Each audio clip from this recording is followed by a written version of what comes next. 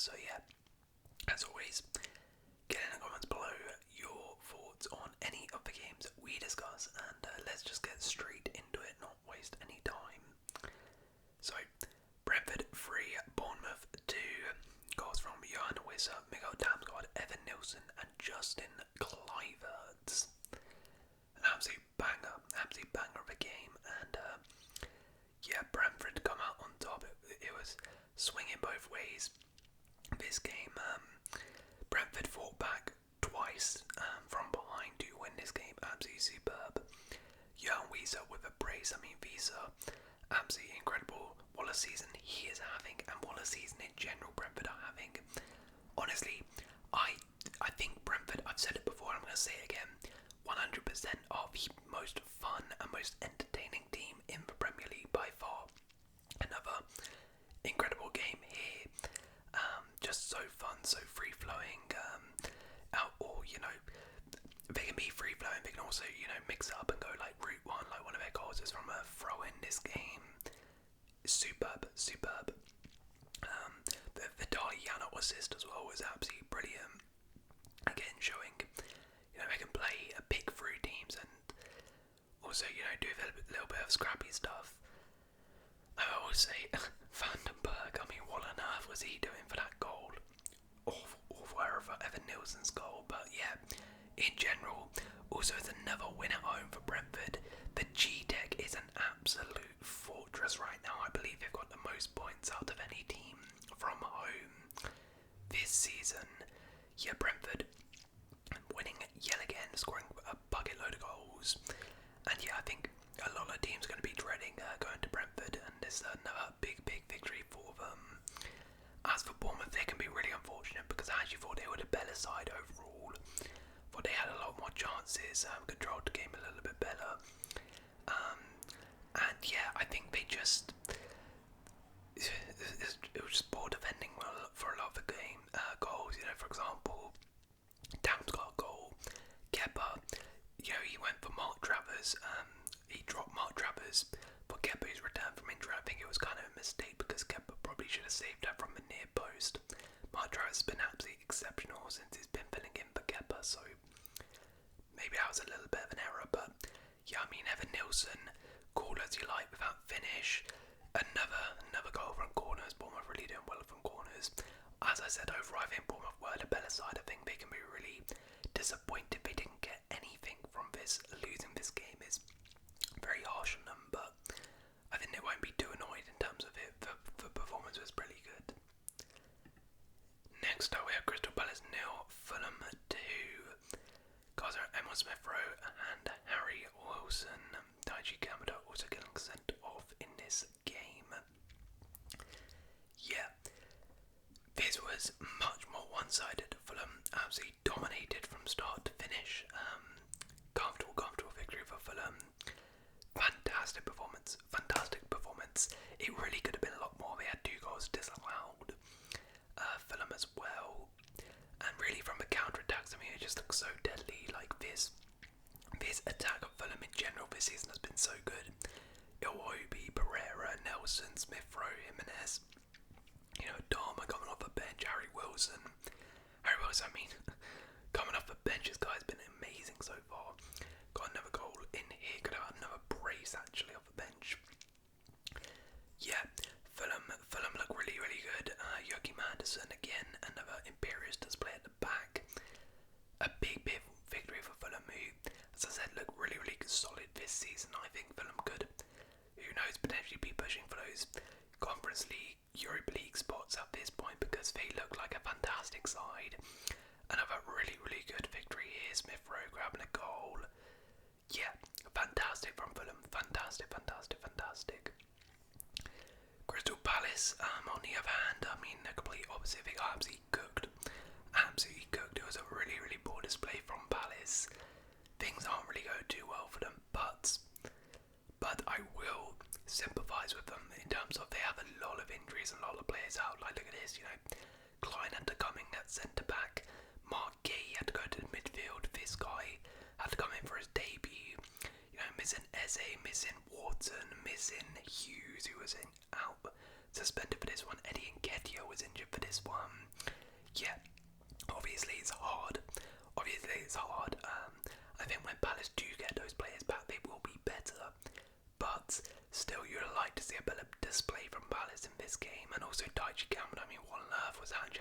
is he doing? That was a horrible challenge. Horrible challenge. And I know already getting cooked from that point.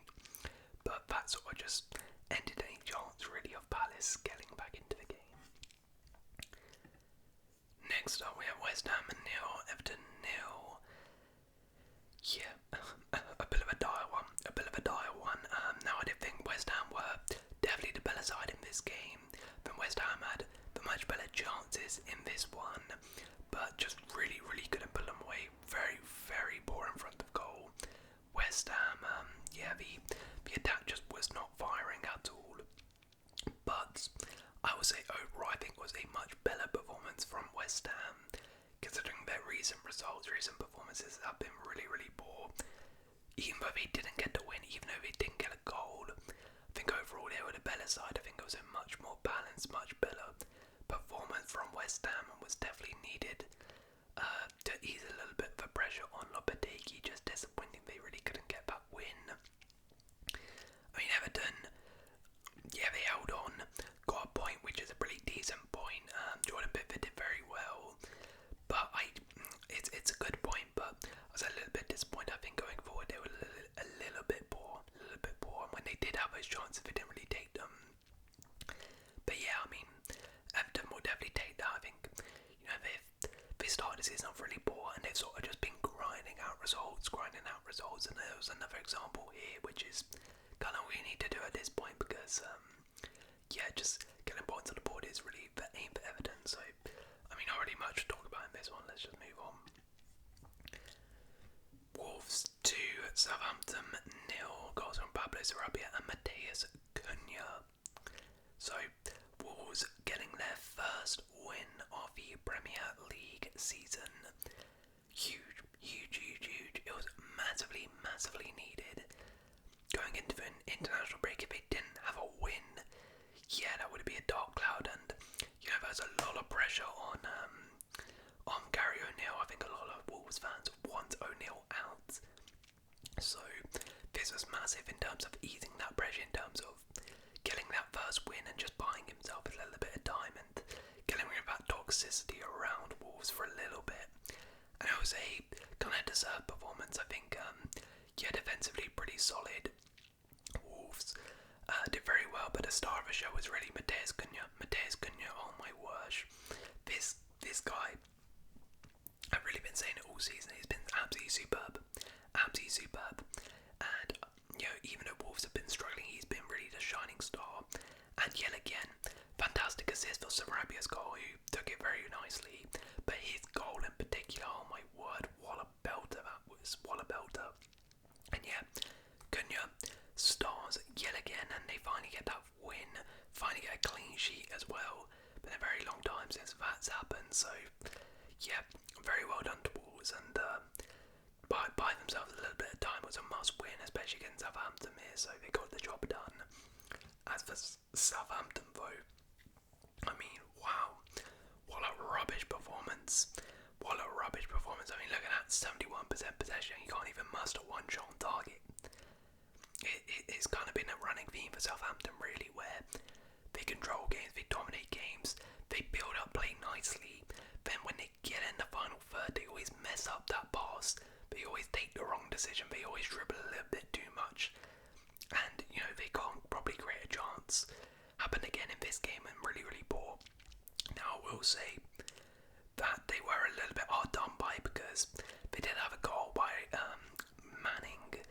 Ryan Manning, which was somehow ruled out for a foul on Nelson Semedo. I don't know how that is a foul at all. I have no idea how that's a foul. That is so stupid to me how that's a foul.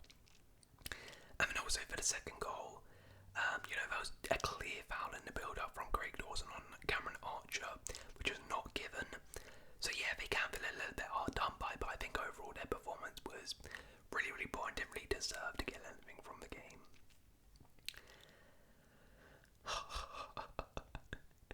Here we go. Brighton 2, Manchester City 1. Goals on Joao Pedro, Matt O'Reilly and Erling Haaland. Well, Manchester City. I mean, I have been enjoying these last couple of weeks. I very much enjoyed the Champions League review we did midweek. Oh man, and now I'm going to join this one very, very nicely. It's another Manchester City cookout session. Anyways, let's talk about Brighton first, because what an amazing comeback and what an amazing victory this is for Brighton. Incredible. And all credit goes to Fabian Hurtzler. Fabian Hurtzler for this victory, in my opinion, because first half, Brighton were poor. Manchester City were the better side comfortably. Could have been two, maybe three. Brighton didn't really offer anything going forward. They were quite poor. He recognises it at half time, changes it, brings on Carlos Baleba, and basically makes the team a lot more aggressive, much more on the front foot, and boom. They absolutely dominated Manchester City that second half. Manchester City created nothing in the second half really besides the ends. Brighton, by far and away the better side in that second half, and completely deserve those 2 goals actually, thanks to those changes Hurtzler made of him. Of course, bringing on Matt O'Reilly as well, and Joao Pedro, both substitute, scoring again. Fantastic change from Fabian Hurtzler, and yeah, what a nice moment for Matt O'Reilly as well, by the way. You know, he got injured in his debut, I think, in the Carabao Cup versus Crawley, so he hasn't really had a chance to play too much, but comes on in this game and gets a winner. Brilliant composed finish, and yeah, huge result for Brighton. What a turnaround, what a victory. Man, they're starting to be a little bit of a, comeback kings. Remember they did this to Spurs as well, so yeah, Brighton doing fantastic. You know, they drew away from home against Arsenal. They've now beaten Manchester City. They beat Man United. Brighton are doing very well. They beat Spurs, so yeah, well done to Brighton. They're doing fantastic and a great win. Oh, Manchester City, I mean, it's you gotta love it. That's 4 losses in a row in all competitions. That is abysmal, absolutely abysmal. And you know, I wasn't really in the camp of like, oh, it's a crisis and stuff, but I think it kind of is now a crisis, because I mean, especially considering the way they've happened, in my opinion, where this was similar to the Sporting game, but they actually changed stuff and it still didn't even work. In the Sporting game and in this game, dominated first half, fantastic. Could have scored 2, 3, played it very, very well, and yeah, couldn't really kill the game off. Go in half time 1-0, both games. Against Sporting, they got absolutely cooked in the second half, but that was because they sort of like committed bodies forward and then got counter-attacked so easily by Sporting. Actually, in this one, they sort of sat back, I think, thinking like, okay, we got hurt by Sporting when we sort of pushed on in the second half. Let's just sit back a little bit, take our foot off the gas a little, and maybe that will work. Nope, you got absolutely cooked doing that as well. So now that's why I think it's a bit of a worry here, because you tried to sort of like see out the game. That didn't work. You tried to dominate the game against Sporting. That didn't work. So now nothing's working. And you love to see it. Yeah, Erling Haaland, I mean, got his goal, but again, had lots of chances in the game, couldn't put them away. They had a chance at the end. I think Guardiola probably should have done better there. But yeah, I mean, Manchester City not doing well right now. Again, I'm not gonna sit here and be like, City are out of a title race, they're finished, because like I said in my Champions League review, I've seen this before. Manchester City, they always struggle early on in the season because they sort of start to figure out something, and by January they'll click, probably. But you gotta enjoy the moment while it lasts, and it's another Manchester City L, and I love it. Next up we have Liverpool 2, Aston Villa 0, Darwin Núñez and Mo Salah with the goals. Yeah, unfortunately, I thought it was going to be an incredible 8-watch day. You know, we had a 5:30 Manchester City loss, and then straight away an 8 o'clock. Thought we were going to have a nice Liverpool loss as well, but wasn't to be. Yeah, Liverpool controlled, dominated this game. Fairly comfortable victory, I thought. Yeah, Darwin Núñez, great little finish for that one. I mean, he had like quite a few chances, but that's sort of Núñez, isn't it? Where you have quite a few chances in the game. You just got Mo Salah, whenever Mo Salah is finished clinical, does what Mo Salah does. I was really impressed with Liverpool in terms of how they controlled the game and managed the game. That's something I've just sort of criticised Man City on, but I thought Liverpool, the way they controlled the game, where they went a goal up and they did sort of just saw it out nicely by slowing it down, controlling the game. If Villa were going to press them, then they'll play out the press. If Villa are not pressing them, then just calmly play that ball, be patient with it. Really, really nice, and yeah, then eventually got the second goal for the comfort. Now, there were a couple penalty appeals in this game from Villa, and for me, I think most of them were sort of like 50-50s. I think there were ones where if a ref gives it, then VAR doesn't overturn it. The one on Watkins from Canate, I thought was not really a foul, but again, there's a little bit of knee contact, so maybe. The one on Pau Torres was a little bit more like, okay, maybe that is a foul, but again, I think it just is borderline. It's borderline. But I don't think Villa can complain too much because they probably should have sending off for this one, for Darwin Núñez goal where Salah gets wiped out. I was thinking surely he's going to pull it back for a red card even if they scored right, but he didn't, which was a bit weird. And yeah, Villa, to be honest, their main downfall here was actually their attacking corners. What on earth? Literally every corner Villa had, it almost felt like a Liverpool corner because they were just getting countered every single time, and that's partly down to Villa being poor to get back, but there's also part of Liverpool where I've seen this a couple times now this season, and also last year they were very good at doing this under Jurgen Klopp, where I think they did it versus Brentford this season as well. As soon as that ball, they clear that ball, then they bomb forward, they get numbers fast, like 5-6 guys running as fast as they can to try and get that goal. So well done to Liverpool on that ball from Villa though. Overall, yeah, I didn't really deserve to get much from this game. It didn't really grade too much in general, but it's a tough place to go at Anfield. Trent did get injured though, which is a little bit of a worry for Liverpool. If that's not too serious, it's an international break, so he has got time to recover. But yeah, that's really the only blemish for Liverpool. Another brilliant result for them going into the international break. Next up, we have Manchester United 3, Leicester 0. Goals from Bruno, Victor Christensen, own goal, and Alejandro Garnacho. Yeah, Ruud van Nistelrooy signs off in style as Man United manager, goes unbeaten, which is really all you can ask for. I think he's done a more than satisfactory job in charge of United, and it'll be interesting if he stays as part of the backroom staff for Amorim. But yeah, a really good performance here. Definitely deserved a victory. Bruno back to his best in this game. Amad Diallo, another fantastic performance by him. He's done really well under Ruud van Nistelrooy so far.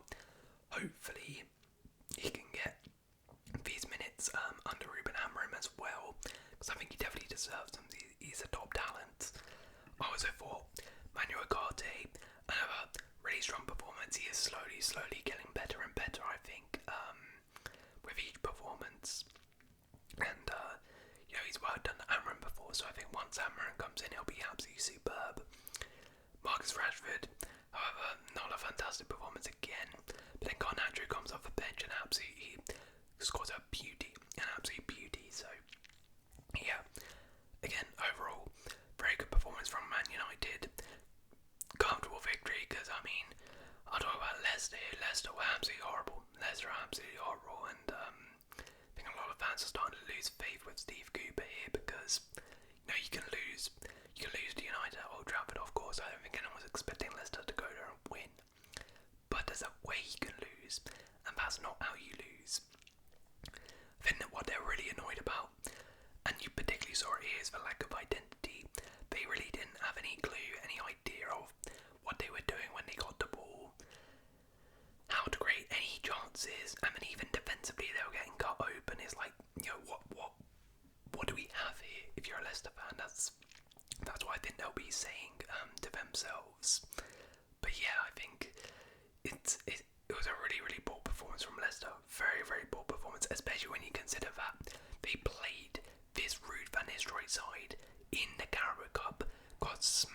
there, so surely you'll start to learn some lessons from that game. But no, they didn't, and they got smoked again, and yeah, really poor from Leicester, but great win for Man United. Next up, Nottingham Forest 1, Newcastle 3. Goals from Murillo, Alexander Isak, Joel Linton and Harvey Barnes. Wow, a bit of a statement victory here from Newcastle.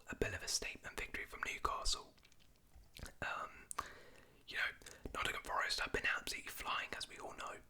This season they've been absolutely electric, and particularly at home, at Silly Ground, that's a tough place to go to. And Newcastle really deserved it and kind of dominated Forest in this game. Look at that, 17 shots, 6 on target, and made light work of it, which is absolutely superb. And while I come back as well, 1-0 down at half time and then completely changed the game. Joel Linton's goal was absolutely superb as well. But yeah, this is a huge win for Newcastle because they've started the season off a little bit ropey, but I think slowly their performances have been getting better. And particularly going into this international break, the mood I think is a lot better now.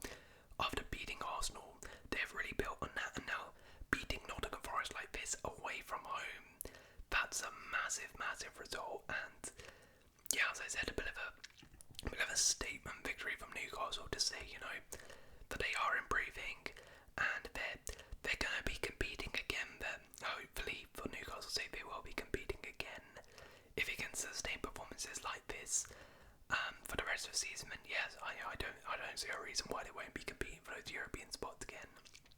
A fantastic win for them. Nottingham Forest, though, yeah, disappointing.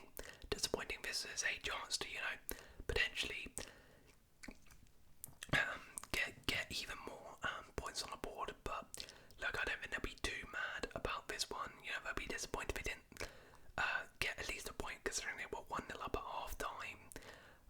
But Newcastle are a good side, and Forest are still having a fantastic season. So disappointed they didn't get anything from this, but I don't think they should let it affect them too much.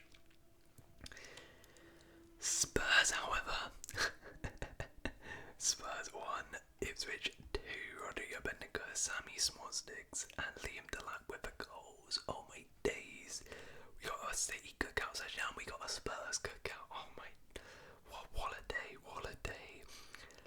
I mean, let's firstly talk about Ipswich, because what an incredible victory it is. First ever victory back in the Premier League. And they do it away from home at Spurs. Perfect timing just before an international break, just like I said about Wolves. Get rid of that sort of toxicity, that cloud, that negativity going into the international break. Now it's all positivity. I mean, it was incredible. Defensively, what an absolute shift these guys at the back did. I mean, in particular, Axel Tuanzebe, but Darragh O'Shea. These two, Darragh O'Shea in particular, was absolute menace. Nothing was getting through him. And a defensive masterclass from Ipswich, and then, going forward, Sammy Smallsticks with a fantastic goal. Liam Delap, another goal for him. He's been fantastic. Yeah, incredible. Omari Hutchinson did really well to sort of hold up the ball. It was just superb from Ipswich, and what a historic victory for them. And we absolutely delighted about that. As for Spurs, though, oh man, Spurs. I mean, you just don't know what you're gonna get with Spurs, do you? You really don't. I think they are maybe the most unpredictable, inconsistent team in the world right now. 1 week Spurs will be absolutely flawless, smack up Aston Villa, they'll smack up Everton, they'll smack up whoever, United. The next week they'll lose to Palace, they'll lose to Ipswich, they'll lose to Arsenal, they'll lose to whoever, they'll lose to Galatasaray. You just don't know what you're getting with Spurs. You really don't. But one thing you are getting is an absolute calamitous defence. That's always going to be there. I mean, this group of defenders, including the goalkeeper. I mean, these guys absolutely stink. They stink. In this game, absolutely awful. I mean, like, for defending for the goals, I said they were good goals, but like, they were such simple goals to get rid of. Like, it's just absolutely awful defending.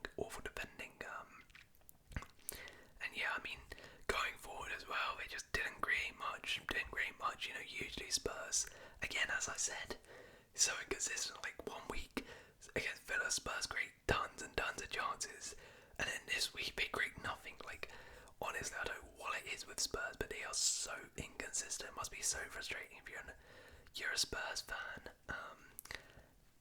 And this is not really what you needed going into an international break. Not really what you needed. Right, finally, Chelsea won, Arsenal won, got some Petronelli and Gabriel Martinelli. So, look, I'll talk about it from a Chelsea perspective first. Now, as y'all say, firstly, Petronelli, what an incredible goal. That was absolutely incredible goal. I did not see that coming, but superb goal from Petronelli.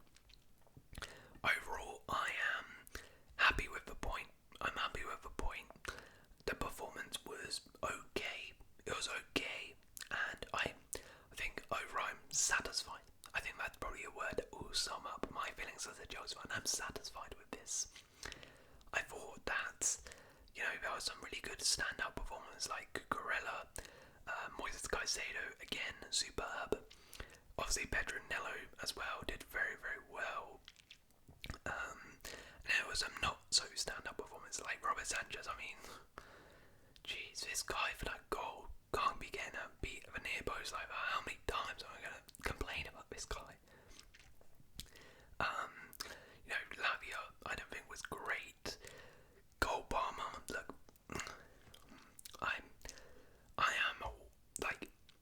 I think the thing with Cole Palmer is, I know a lot of people are going to be like, oh, go session again. I think the problem with Palmer right now is he is sort of getting that treatment which players like Saka, players like Salah are starting to get, and you saw it again in this game where he sort of, because everyone now knows he's the biggest threat, he's now being man-marked, he's now being like double-teamed when he gets the ball. They're now making sure, you know, teams are sort of centering their defensive system around making sure Palmer doesn't get into good positions. I don't think, you know, that's something he has got used to yet.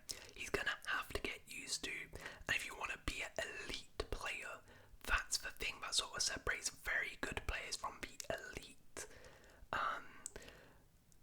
And yeah, you know, Palmer didn't have a great game, but again, as I said, I think he is sort of trying to adapt to that, and you know, I hope he can, because you know, someone like Partey did a good job on him in this game, but yeah, look, I'm not gonna rip into Palmer considering he has sort of like saved us this entire season. But look, overall, as I said, I think it was a solid performance. It was frustrating at points. You know, we caused Arsenal some problems, and then sort of like that final pass was amazing. And when we had a couple chances, like Gusto should have scored his chance. And then defensively, I mean, just in general, defensively, we've not been amazing this season. We had a couple lapses. We could have lost it at the end. We probably should have lost it at the end. So for that reason, I'm pretty happy. I'm satisfied, and I'll take a point. As for Arsenal, though, I think they'll be very annoyed. They probably should have won that game. Then they were probably the better side in this game. And particularly that chance at the end was an absolute sitter. I mean, Trossard. I mean, how has he missed that? People say, you know, he should have left it for Havertz. I mean, technically, yes, because Havertz has an open goal. But, like, let's be real. When you're in that position, instinctively, you're going to hit it. But if you hit it, you got to get it in the goal, and he didn't. But yeah, overall, I think Arsenal fans will be annoyed because, you know, it's more drop points, and this was definitely a winnable game. Like, as I said, they were probably the better side.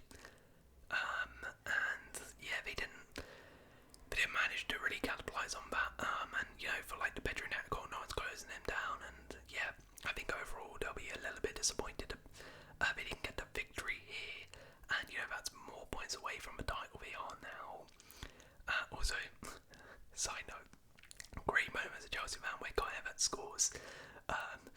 Tries to like shush the fans and then gets offside. Oh, I absolutely love it. But yeah, I think Arsenal will be disappointed. Definitely disappointed that he didn't, and frustrated that they didn't get the win. Definitely. Right. So we'll do some awards, and then we'll also, as we are going into international break, have a little look at the Premier League table.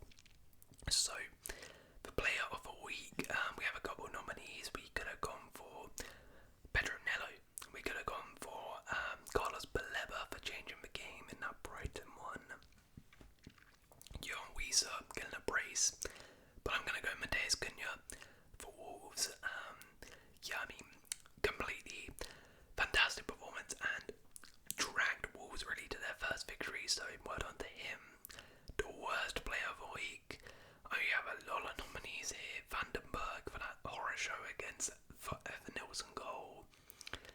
I could go Kepa as well for that horror show. I could go Robert Sanchez for both reasons, for getting me at the near post like that. Diego Carlos for that, dumb header in that Liverpool one. But I'm gonna go Daichi Kamada. Just an absolutely moronic red card. The moment of the week for me, clear one, has to be Matt O'Reilly coming back from injury and, getting a winner against Manchester City. Great moment for him. Then the worst refereeing decision, I'm just going to give it to the ref for that Southampton game because, like I said, probably shouldn't have ruled out that goal and should have disallowed the second goal. Yeah, just a rubbish official in that game. Right, let's have a look at the Premier League table before we go, as we are going into national break. So, wow, look at that. Liverpool comfortably sitting at the top of the table. 5 points clear. 5 points clear of Manchester City in second. Almost 10 points clear. 9 points clear of Arsenal. Chelsea in third place, though. We like to see that. Arsenal 4th, Forest in 5th, Brighton in 6th, Fulham 7th, Newcastle, Villa, then Spurs in 10th. Look at that. So tight, so tight. You would have thought this would be the 5 to 8, 5 to 9 so far. Brentford 11th, Bournemouth 12th, United staying 13th, West Ham 14th, Leicester City 15th, 16th Everton, Ipswich 17th, 18th Palace, 19th Wolves and 20th Southampton. So